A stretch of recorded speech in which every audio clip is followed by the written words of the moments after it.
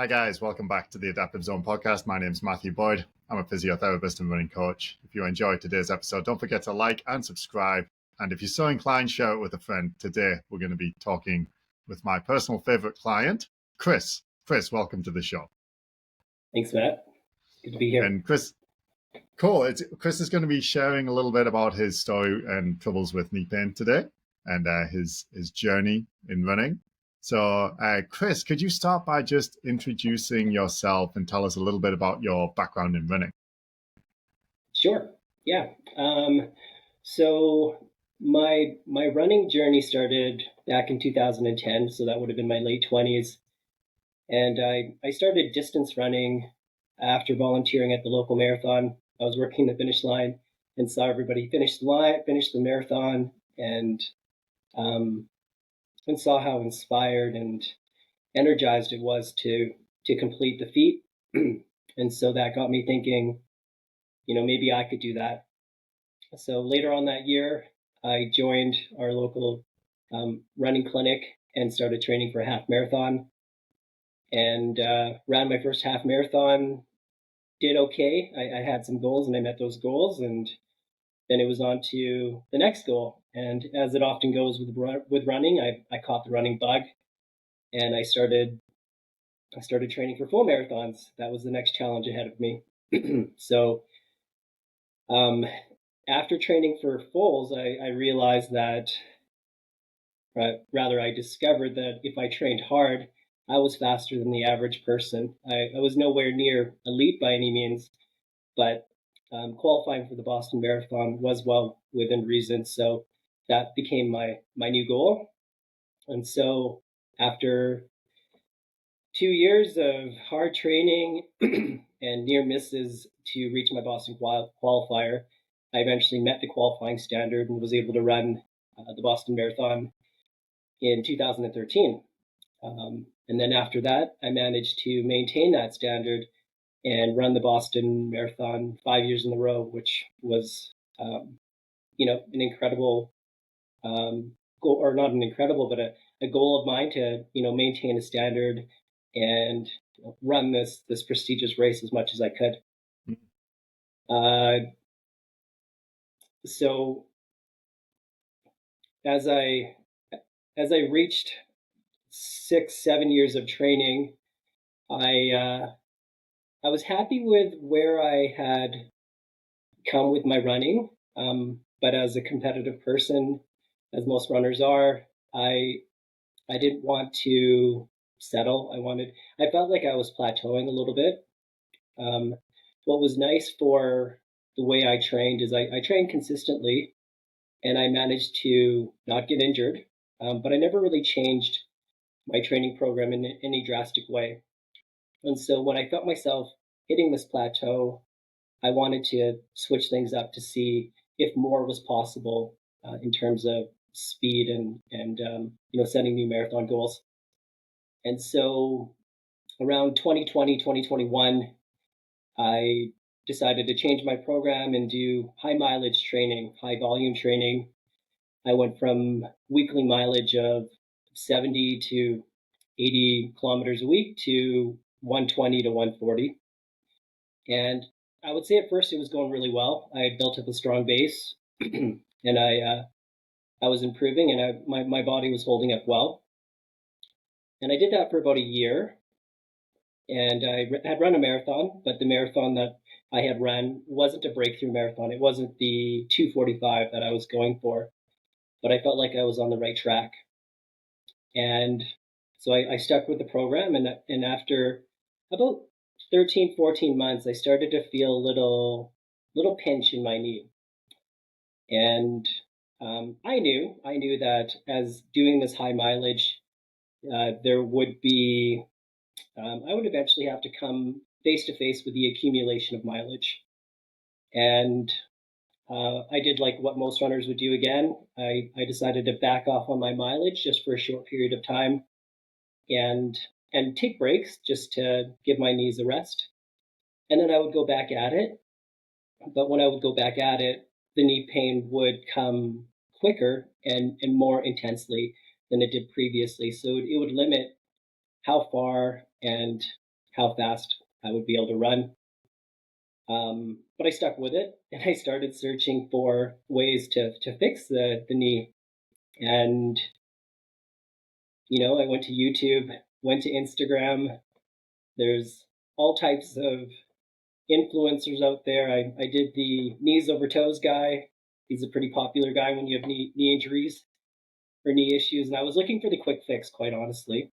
I didn't. Chris, can I circle back for a sec, just because we had a bit of a connection in issue, just as you said, you did something. You said you looked at Instagram and YouTube and you came across something, and then you said, I did this, but then we didn't catch that bit, and I thought that might be relevant. So what was it? Sure. I mean, I did a bunch of research, as we do, and and tried out these different exercises. Excuse me. I tried out these various exercises and programs. There's a influencer quite famous with knee injuries. He's a knees over toes knees over toes guy, if you've heard of him. And I tried his program for a little bit, and I wouldn't say what I was finding online was wrong, but what I needed was more of a focused program. I needed something that was more geared towards long-term sustainable strength, as opposed to a quick fix. And when you go down the rabbit hole of looking for solutions online, that's what you're sold on, are these quick fixes. And if your goal is to get better for the long term and continue, growing in your running career, you have to step back from that and understand that it's going to be a longer road to health than what I think we want to as runners. As runners, we want to, put a plug in the hole and then get back to running. And then once the next plug shows up, put another plug in the hole. And eventually you just have, continuing that analogy, like a boat full of plugs, and eventually it bursts. And then, that's when I reached my breaking point. So that's kind of how things went. And then I ran a marathon.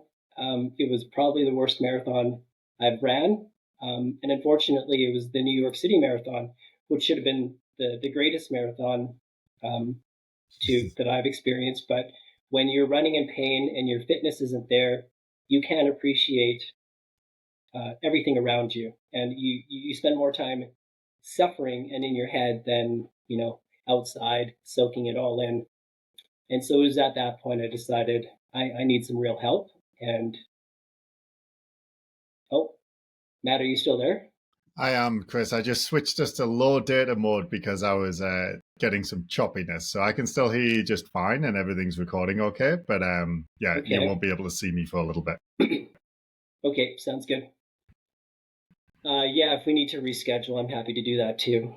I think we're good. You were saying about your experience with the New York City Marathon.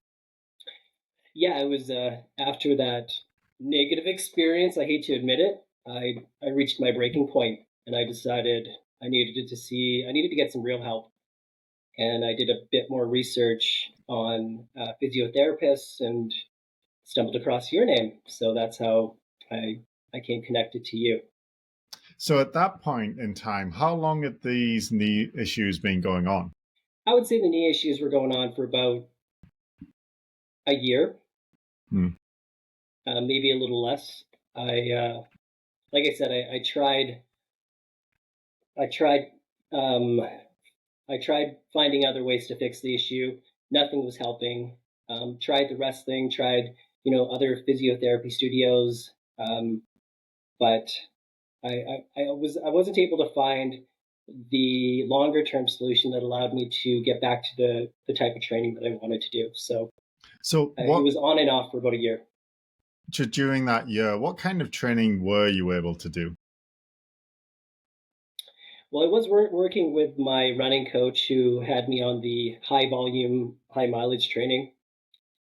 He was giving me workout programs, and it was a modified version of that. So if he was giving me, 120 kilometers a week, I was maybe doing 60 So you're only able to do about half what your coach thought was recommended for your Yeah. goals, right? Yeah, that's unfortunate. Yeah, and it was a bit of denial. You know, you try to stick with the program as much as you can.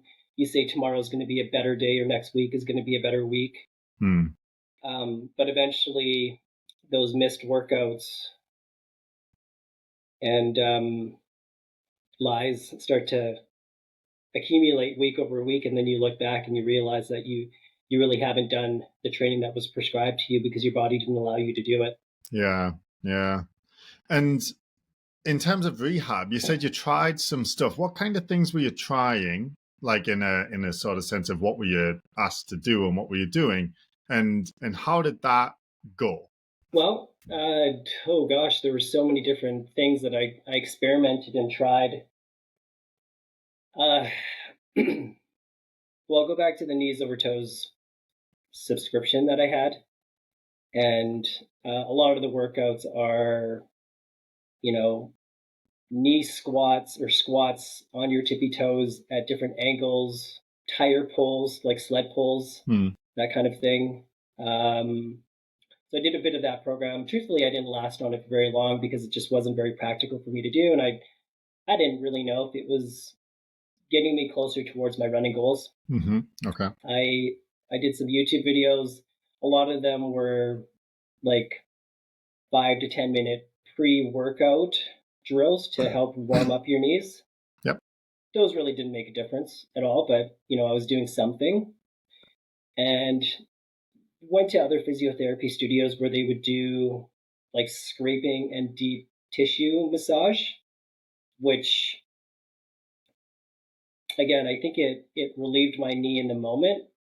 But the moment I started running again and reaching, you know, certain distances, say, 45 minutes into my run, the knee injury just reappeared. So Yeah. nothing that was really fixing my knee for the long term. Yeah. Yeah. I see. So it sounds like in your search for things that would address the issue, you were trying to continue with the training program that your coach was giving you, but you were only able to do about half of it. And that in terms of like addressing the pain and the problem, you were doing some things that were like warm me up kind of pre-run drills and routines, and some stuff that was more like part of a program of exercises to improve the situation, it sounds like. But the sense I'm getting is that you weren't sure if those things were helping or not, and that sort of led you to not really commit to them long term. Is that correct? Yeah, absolutely. Okay. And then is that around the time that we met? Yeah. Yeah. Like I mentioned earlier, after I ran the New York City Marathon in November, I took about a month to consider my options. And it was either, continue running in this way, maybe a bit more slowly and with knee pain, or start to work with a professional therapist, get on a program, get with somebody who knows what they're doing, and, you know, reset my goals and try to get back to where I was. I was also on this, call it age. What is the word I'm looking for? This is the part that we're going to have to cut out. Nat. But I was also approaching 40. I was also approaching 40, and We'll bleep that stuff out. starts to get in your head, like how is biology going to play a role in how fast I can run? Yeah. There's plenty of studies out there that suggest once you reach a certain age that your body just naturally slows down, and um, I didn't really want to accept that, but maybe that was the fate I had. Okay. So I wanted to make sure that I gave everything I had into continuing along my running journey and my goals. So that's why I decided to come to you. Okay. And it sounds like you were like this New York City Marathon wasn't a great experience for you because of this pain. So can you tell us a bit about how you were feeling after that event? Yeah, I think when you run these big races, or I mean, you could say any marathon in general, you want to put on a brave face. You want to project this idea of hey, I did something monumental. I'm proud of it, and that should be enough.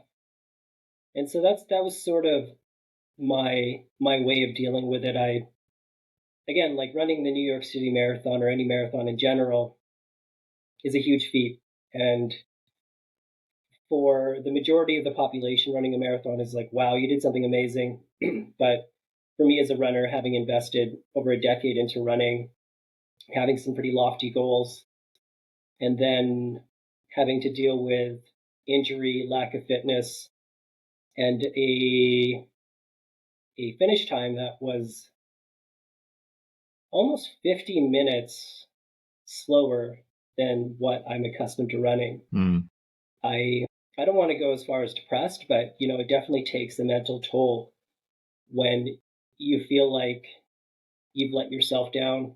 Running is part of my identity, and when I start to slow down or when I'm injured, you feel like you're losing a bit of your identity in that. So that was a real mental battle to come to terms with that.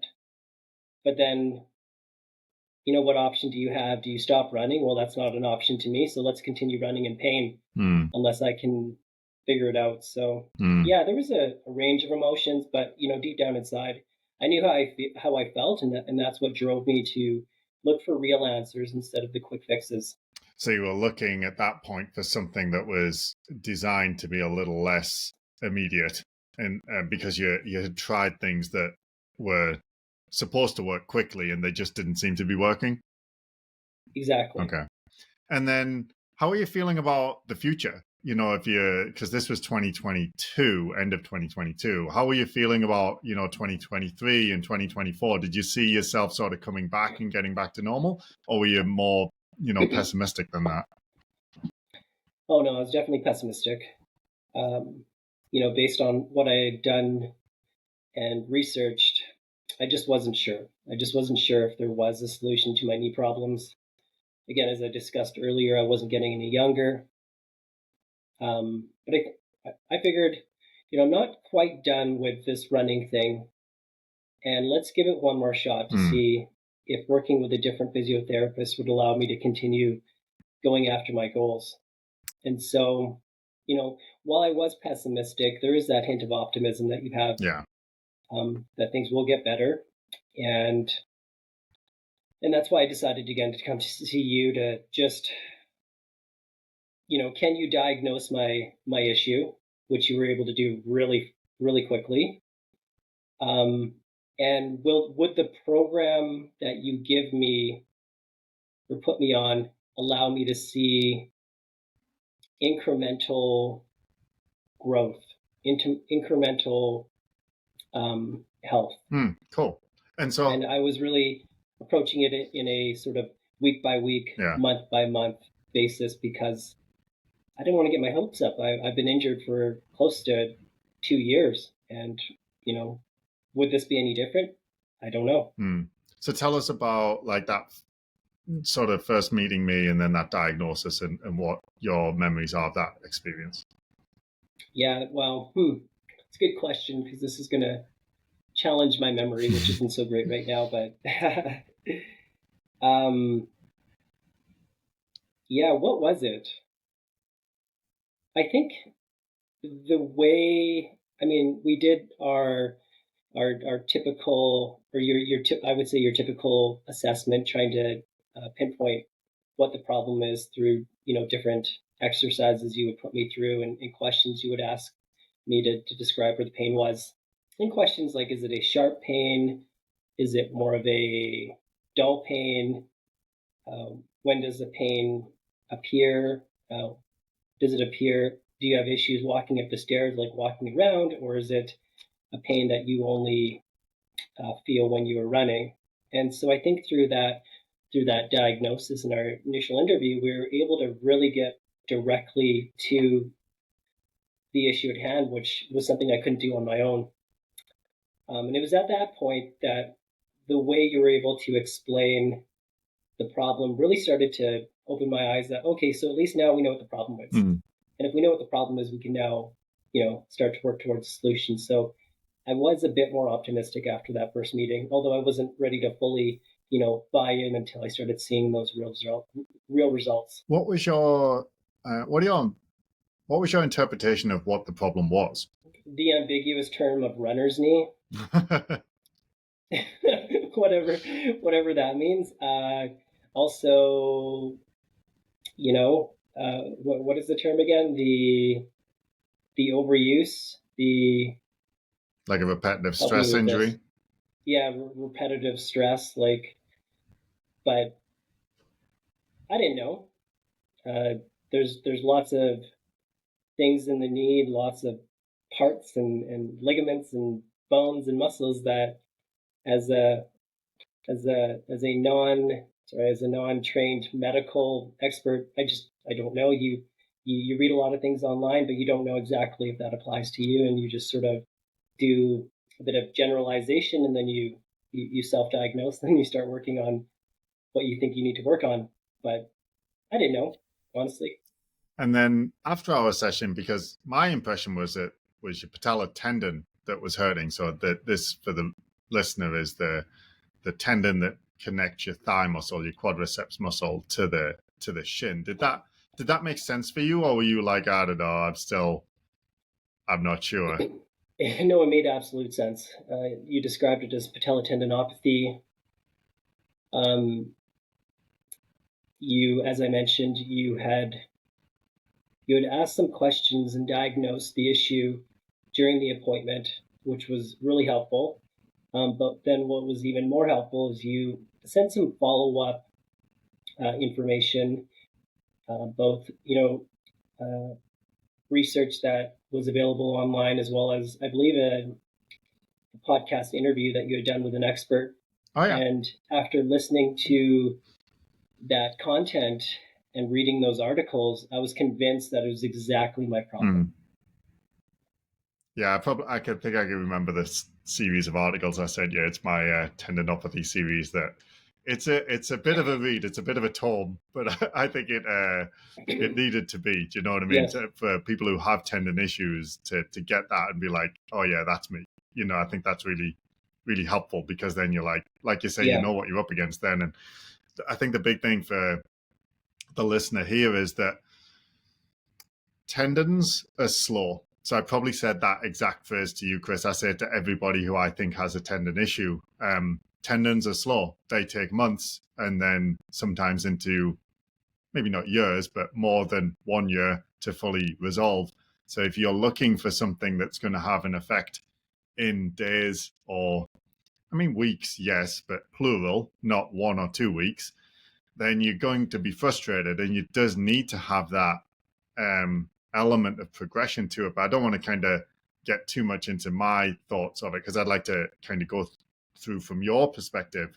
So we sort of talked about what I thought was wrong, and I sent you some information that seemed to be resonating in terms of it sounded like you. So that's giving you a little bit of hope, and you're buying in a bit. But then the symptoms aren't any better at that point at day one. So how did the first, let's say 4 weeks or month, how did that go for you, as you remember? Yeah. What really connected with me when we talked about what does a program need to look for me is the concept of breaking up the year into training seasons. So knowing that my next marathon would likely be the fall of the following year, we would treat, in January is when we started working together, we would treat this first quarter of the year as off season. And so what I recall, the focus of the off season was more of a focus on building and strengthening those weak muscles and reducing mileage. So getting back to the gym, doing the things that I've neglected to do for, my whole running career. So lots of gym time, getting reacquainted to strength training, leg extensions, deadlifts, leg presses, squat jumps, all of the above, and going about 3 days a week. And then it would be 3 days at the gym, 2 to 3 days of running, likely 3 days of running, recovery type runs, 45 minutes just to move the legs. But really toggling the switch towards strength building, working my glutes, working my hamstrings, quads, all of those things. So, ultimately they can support the issues I was feeling in my knee. And then you said, sorry, go ahead. Yeah, no, that was basically it. It took some getting used to at first. Going to the gym for the first time in a very long time is a little intimidating, but once you get into the routine of going to the gym, it was quite nice. It was nice to change from just straight running and nothing else. Especially because your running has been going so poorly, it's almost like, let's just do something else. Like, it's to get me back to running, but it's just like, it must have been nice to have something else to focus on that you can actually do. Because as I recall, you weren't really limited that much with the pain when we were doing the gym work. I may be remembering incorrectly, but I don't remember you having a ton of pain that was limiting how much we could load you. Yeah, no, not at all. It wasn't the pain; it was more the strength of my muscles. And I started with lower weight, and over time, and more quickly than I expected, I was able to add more weight and put more stress on those muscles or on that knee, which was nice. It was really only when I ran, and when I ran to a certain point, that I would start to feel those knee problems. But in the gym, I was completely fine. It was awesome. And then, so we're in about like a month or so, and you were saying you were kind of cautiously optimistic, but hoping to see some steps in the right direction. So did you start to see that? Any indications that things were improving? I mean, it was still early. I would say maybe 2 to 3 months in, I started to feel a bit more optimistic. I should also mention that we had our original plan, if you recall, was for me to work with you as a physiotherapist and strength train, with the goal to get my body strong enough so I could then work with my original coach, Life Belt, quite loyal to.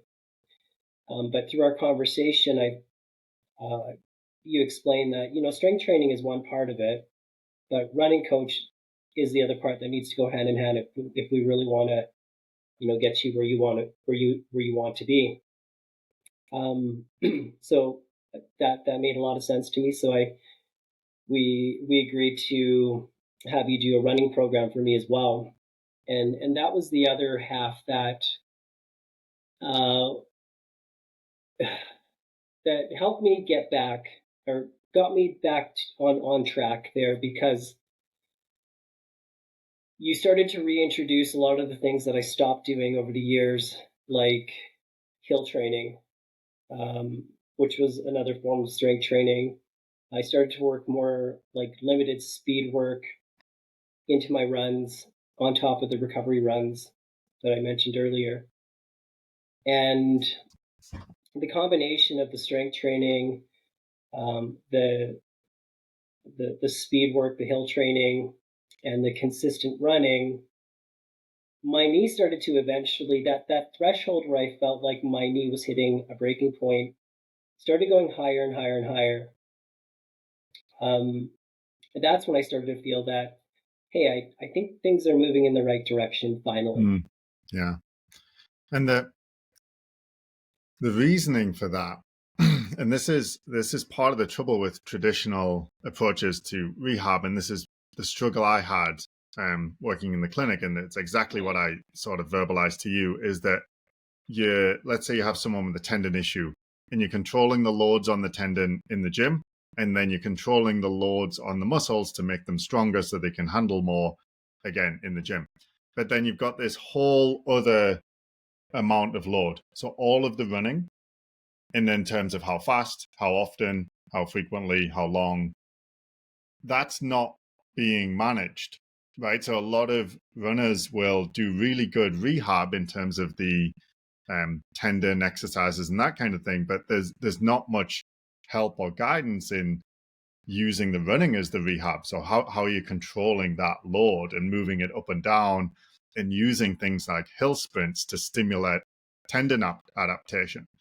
And that's why when I said to you, like, I need to have control of that side as well, at least to get you back to the place where you can go back to normal training, because I can't bridge that gap with you just in the gym. Did that make sense at the time, and does it make sense now? Yeah, 100%. I would also add to that it's not a linear journey as much as we want it to be, where you do strength and you do running and everything just, moves gradually upwards, and then you're magically there.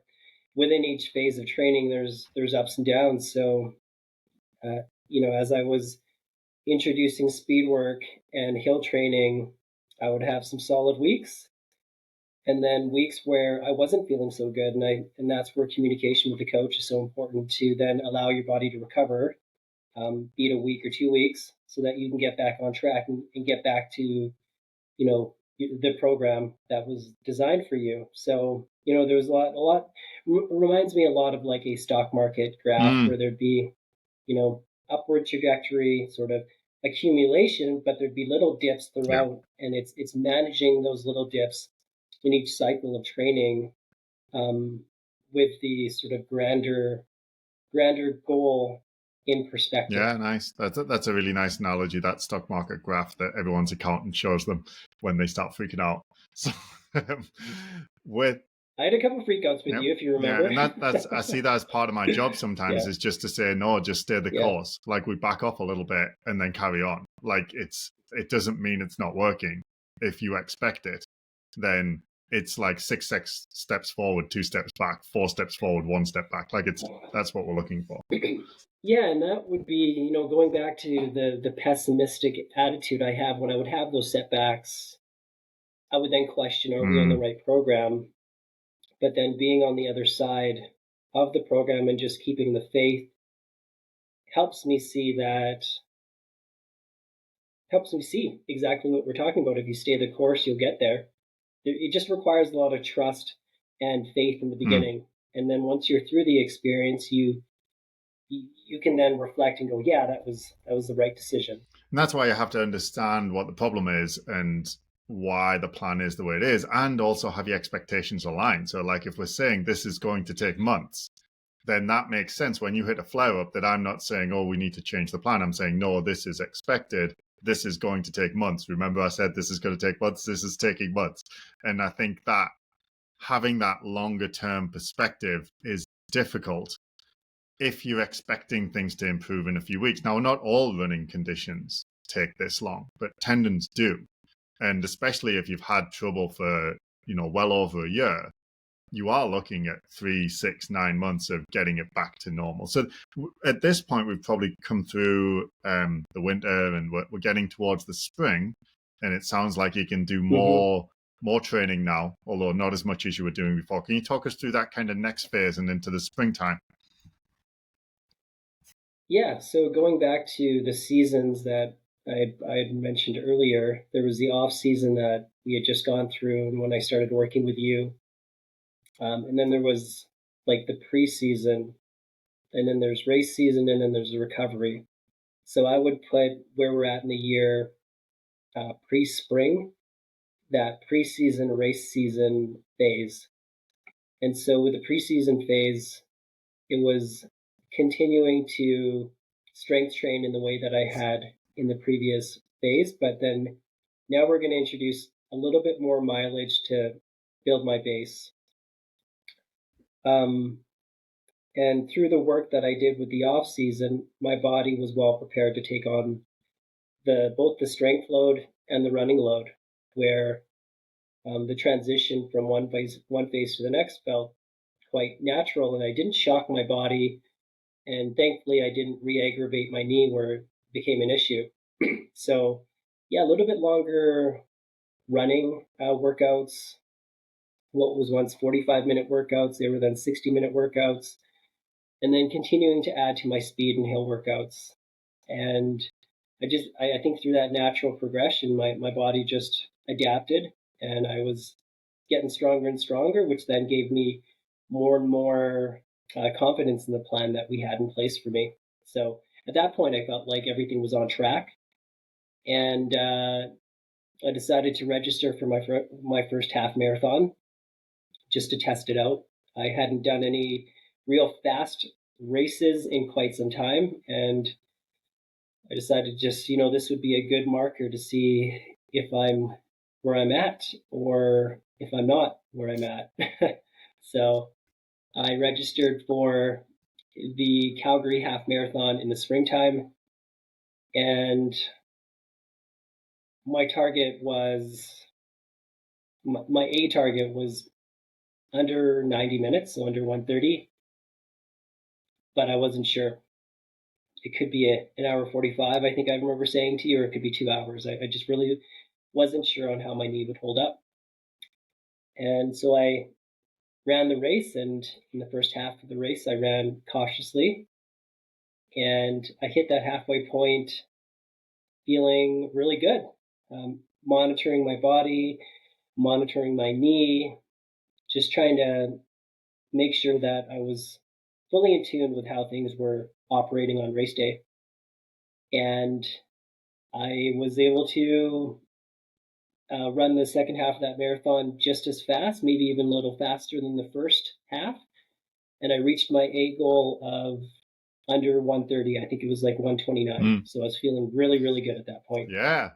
Well, that's fantastic, isn't it? So that'd be in May, having started with me, I think in November, you'd got to the half marathon and not just a finish without, it sounds like without any pain. Yeah, no, I felt good. I kicked it hard at the end too, which again, for the past year and a half, that wasn't an option. There was no way I was going to be able to finish fast, and I was able to run a little bit faster and pass a few people, which made me feel really good. Absolutely. And yeah, I remember because I was at that race, and you were so fast I didn't even catch you at the finish line. You were finished and you'd gone home before I even managed to reach out to you. Yeah. Right. You had run the 10K. Well, I was supposed to. I couldn't get my bib, so I ran it on my own, but not as part of the. That's a whole other story. Oh, I didn't know that. Oh my god. But so what was I going to say?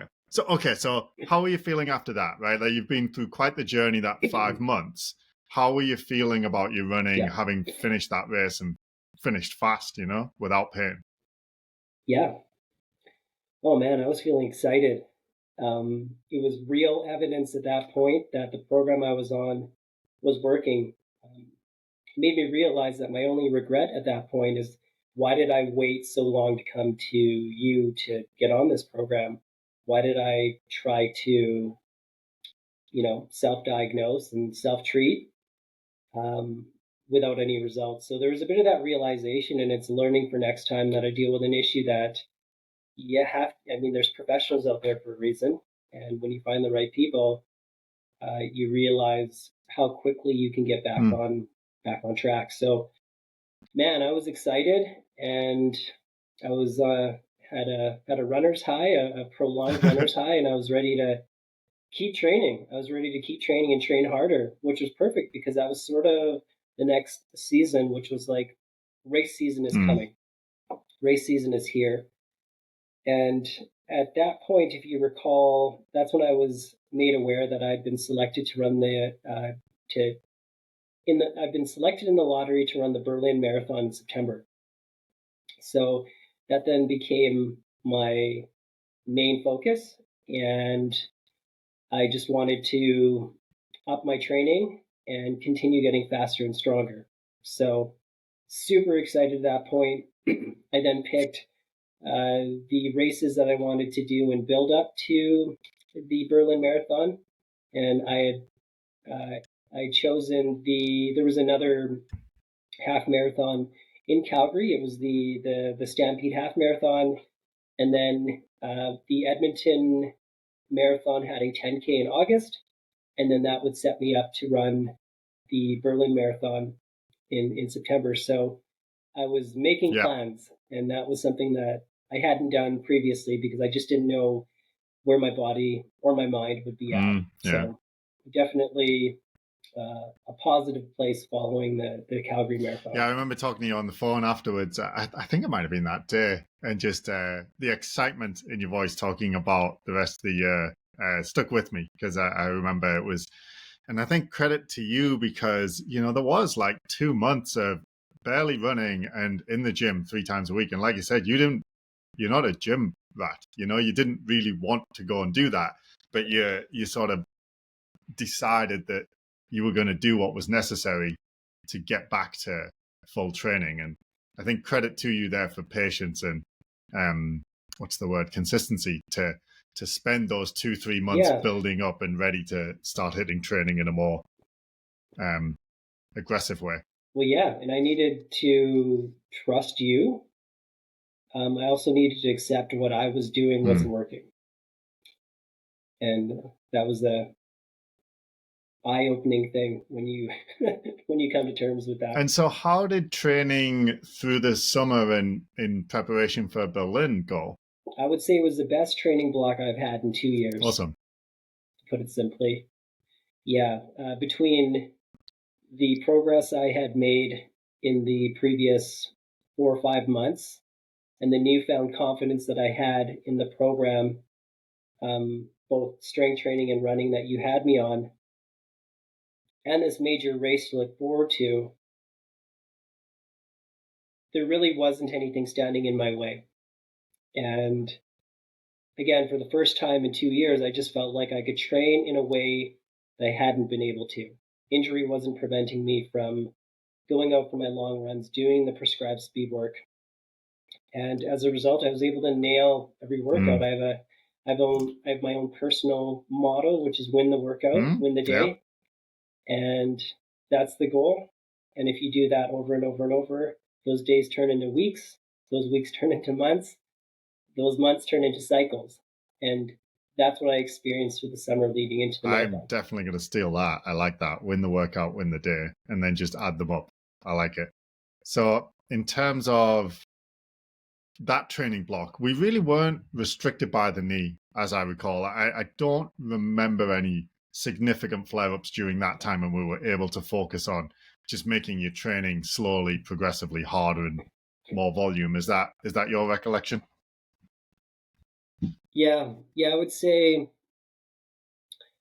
following the Calgary Marathon in May, it really wasn't an issue at all. And that motivated me to continue going to the gym.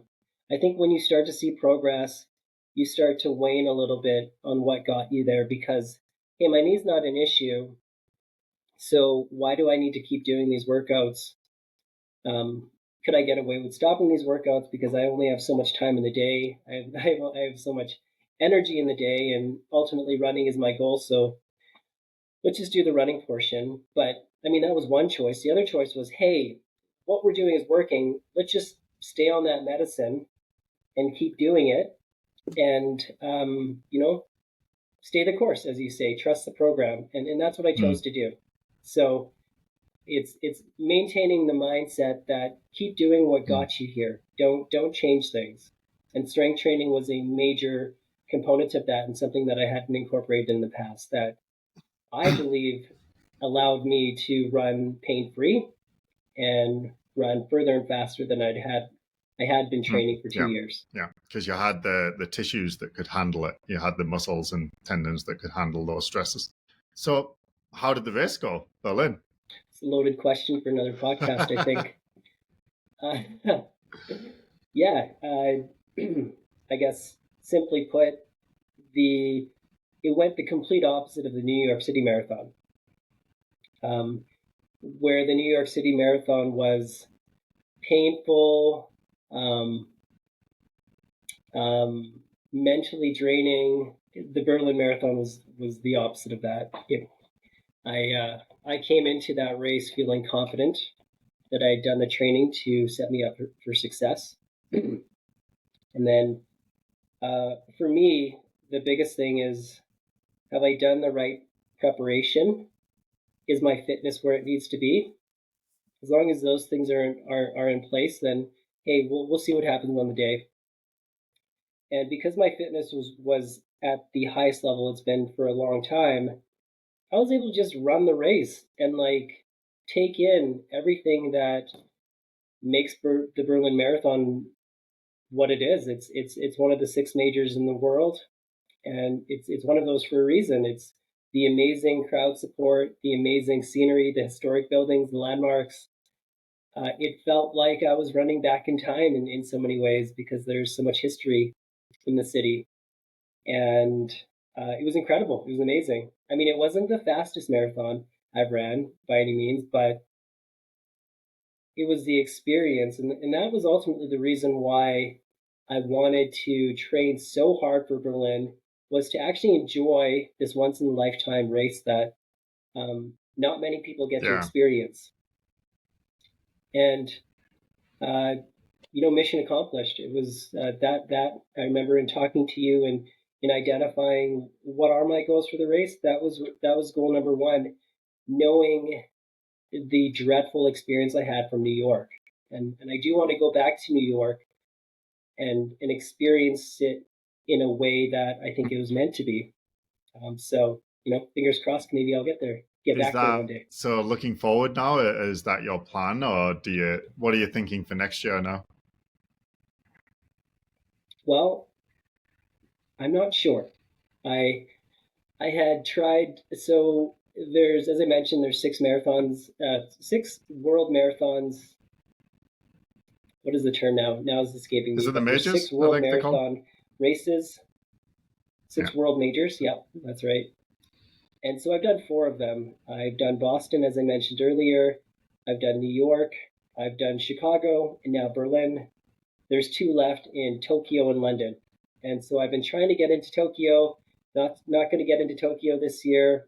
And I just found out I didn't get into London. So I'm going to reassess my options and look for something else in the spring. There's quite a few marathons around the world, in Canada and the States, that I'm considering, but I do definitely want to run a race in the spring.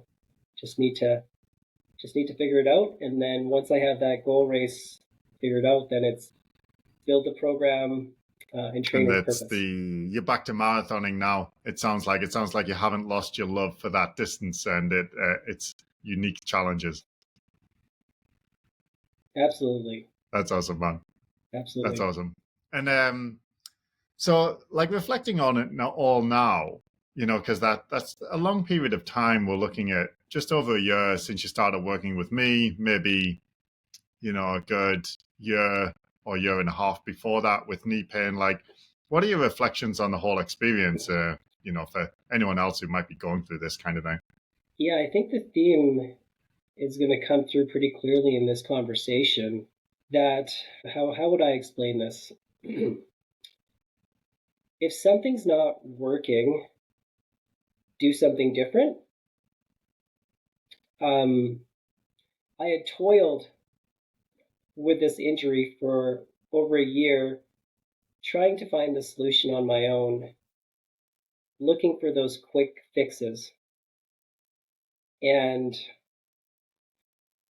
that's not how it works. And it's never worked that way for running, right? It takes a lot of patience and a lot of effort to reach those goals. So to recover from injury should be no different. And so, if you're not finding any solutions on your own, go see a professional. Do your research. Put your research not into diagnosing your injury and looking for those solutions. Put your injury into finding a professional that has a track record of helping you get back to where, for you, I found you quite quickly because there aren't many physiotherapists in our area that focus on runners. And put your energy into finding an expert. Yeah, that's a good way of looking at it, right? If you're going to spend time researching and trying and to do things, put it into finding the person who has done it a million times rather than trying to put it into figuring out how to do it yourself. Yeah, and the last thing I'll say is there's a diagnosis for your injury. Don't feel like your body is so unique and so different that there isn't a solution.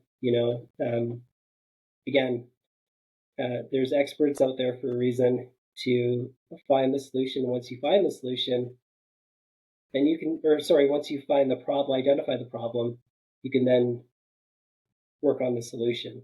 But it starts with identifying the problem. I think that's a lovely sentiment to end on, Chris. Thank you for sharing your story. I think this is going to resonate with a lot of runners who are either going through this or have been through this, and it's really lovely to hear with, a little patience, dedication, and consistency. You're able to get all the way from, not really able to run much at all and having a miserable experience at New York, all the way to running Berlin without pain and, feeling excited about your future marathoning. I think that's an inspiring story for people, and that's why I wanted to bring you on. And I just wanted to thank you for being willing to come on and share it with us.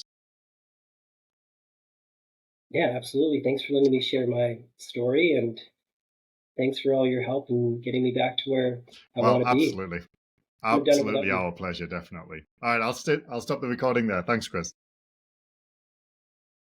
Yeah, sounds good.